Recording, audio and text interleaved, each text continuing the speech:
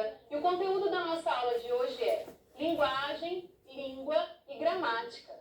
É um conteúdo mais teórico e nem por isso menos interessante. É necessário que estudemos a teoria desse conteúdo para progredirmos no ensino de gramática.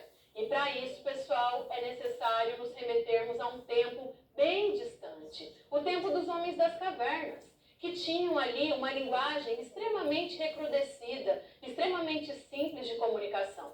Eles se comunicavam por gestos, por urros, por grunhidos, e já se faziam entender para os outros membros da sua comunidade linguística. Por exemplo, quando o homem da caverna começou a aliar sua descoberta, a arma, ao conteúdo dela, que é a caça, ele sentiu a necessidade de transpor, de passar para os outros homens esse conteúdo que foi tão importante para a sua evolução. Nesse sentido, surgiu a primeira necessidade de linguagem. Linguagem é isso mesmo, pessoal. Linguagem é comunicação, linguagem é expressão de ideias, linguagem é interação entre as pessoas. Dessa forma, eu vou destacar aqui para vocês 3 tipos principais de linguagem. A linguagem verbal, a não verbal e a mista. A linguagem verbal nós utilizamos quando há a palavra inserida no contexto de comunicação. Por exemplo, ao ler um jornal, há uma comunicação entre o articulista e o leitor, e essa comunicação ela é feita por meio da palavra escrita. Da mesma forma, quando ligamos o rádio e temos contato com a notícia do dia, estamos também tendo contato com um tipo de linguagem verbal, só que agora falada. E a comunicação ela acontece pois entendemos de forma perfeita, de forma prática, tudo que aquele locutor tem nos dito. Há também a linguagem não verbal, tão importante nos dias de hoje, para sentirmos, para nos comunicarmos por meio de sentimento. Essa linguagem, ela não se utiliza de palavras, ela tem artimanhas muito específicas e muito especiais. Por exemplo, uma música clássica. É muito comum nos emocionarmos ou ficarmos felizes ouvindo determinado tipo de música clássica. Isso acontece, pessoal, porque a linguagem musical ela é extremamente subjetiva, ela nos toca de maneiras totalmente diferentes da linguagem verbal. Ela chega mais perto do nosso sentimento, da nossa subjetividade, e cada um sente de uma forma diferente. Vamos nos apropriar agora dos outros contextos da arte, uma escultura, uma pintura.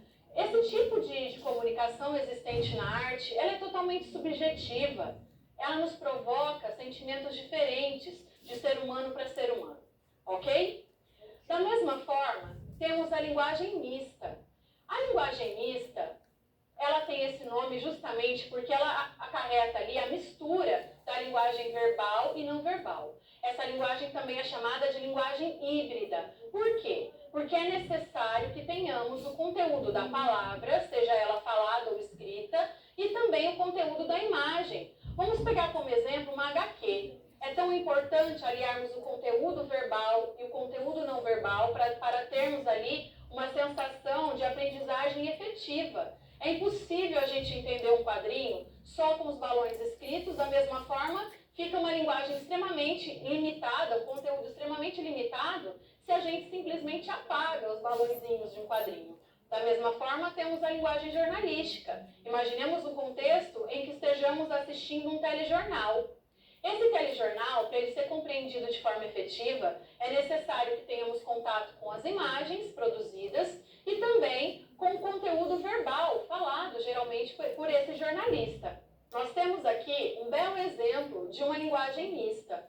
Muitas vezes, basta a imagem, no caso dessa caveirinha, quando a gente se depara com ela, é certo o risco de um perigo iminente. Só que a linguagem verbal, nesse caso, ela serve para reforçar esse perigo. Percebam, risco de morte, isso eleva, na verdade, o conteúdo passado por essa mensagem, por essa imagem. Da mesma forma, pessoal, é impossível a gente desconsiderar o contexto de comunicação na era digital em que estamos imersos. O advento da internet nos trouxe ali, tanto na internet quanto das redes sociais, esse advento ele nos trouxe uma capacidade de comunicação diferente, uma capacidade de comunicação por meio da linguagem digital. Essa linguagem digital, muitas vezes, ela comunica muito mais, ela estabelece uma relação diferenciada somente a mensagem quem a recebe. Imaginemos um contexto em que você publica ali na sua rede social uma foto, você se acha bem bonito, e aí você espera que o crush vá simplesmente fazer um comentário na sua foto. E de repente esse crush coloca esse coração tão bonito, tão bem desenhado, que está aqui na lousa. Não fui eu não, tá, pessoal? Mas ele é bonito sim.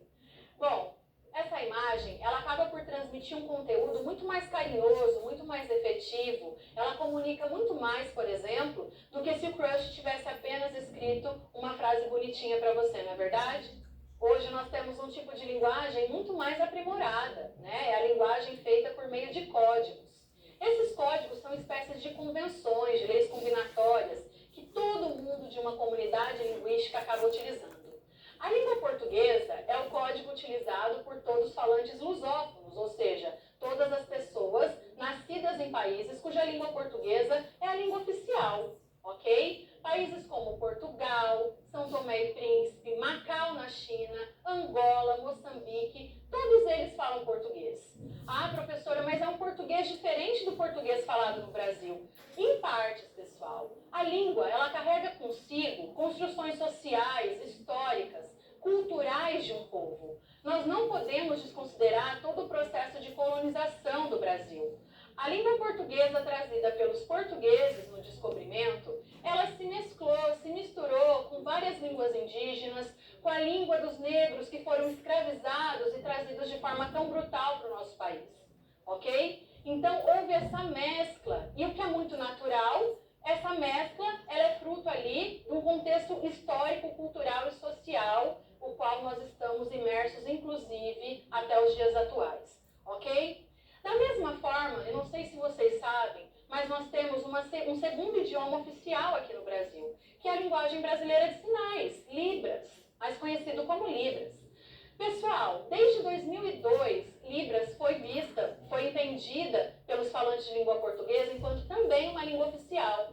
E ela transmite de forma muito delicada e representativa de uma minoria que precisa do nosso aparato social, que precisa do nosso olhar social. Podemos perceber por meio dessa simbologia que eu trago aqui na lousa para vocês. Um simples gesto, uma simples atitude tem um significado muito importante dentro da linguagem brasileira de sinais. Isso aqui significa eu te amo. Da mesma forma, é muito comum os alunos se pronunciarem quando dizem que não vão à escola aprender língua portuguesa. Isso é óbvio, né? Vocês são falantes natos e por isso vocês já dominam todo esse conteúdo de comunicação. Nós vamos à escola aprender os conteúdos da gramática normativa, cheia de regras, da variedade dita como padrão, que tantos exames que a redação escolar exige.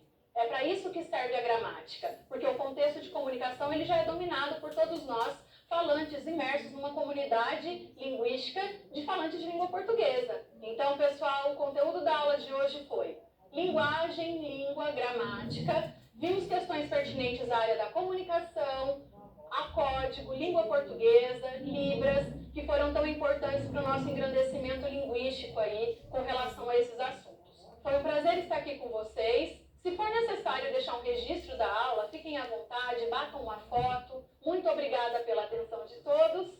Até mais!